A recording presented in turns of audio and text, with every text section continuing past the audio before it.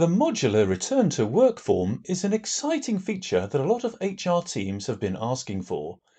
This is where you can modify the form to suit your company policy and practices.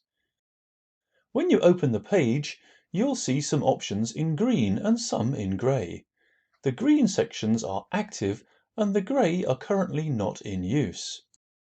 To preview the full form as it is now, click on the link at the top. Go back to Settings to modify the form.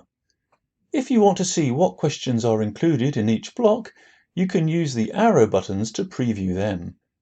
Some questions reveal further sub-questions when answered yes or no. You can test this out on the page. To add the block to be used at your company, click on the name. It'll turn green to show active status. To remove a block, click on a green item and it'll switch to inactive. If you want to reorder the questions, simply drag and drop the blocks to your preferred order.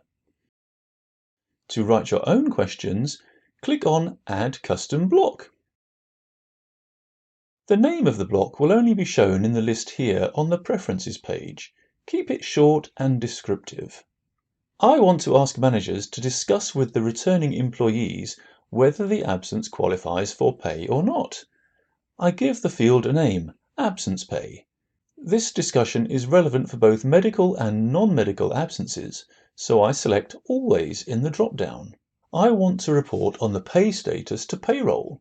To do that, I just need to tick the box here, and this field will appear as an option on my custom data table reports. My block can have one or several questions. The first question here will be, does this absence qualify for pay? I want to offer just two answer options, yes, paid, or no, unpaid. As a follow-up question, I also want managers to specify why they chose to pay or withhold pay. On custom blocks, all questions are always shown. Make sure you write them in a way that is relevant in every situation, and not only if the first question was answered yes or no. Now I want to preview my changes.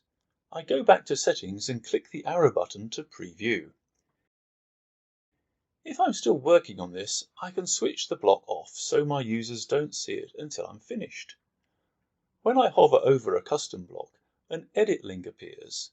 This way I can continue editing or delete the custom questions.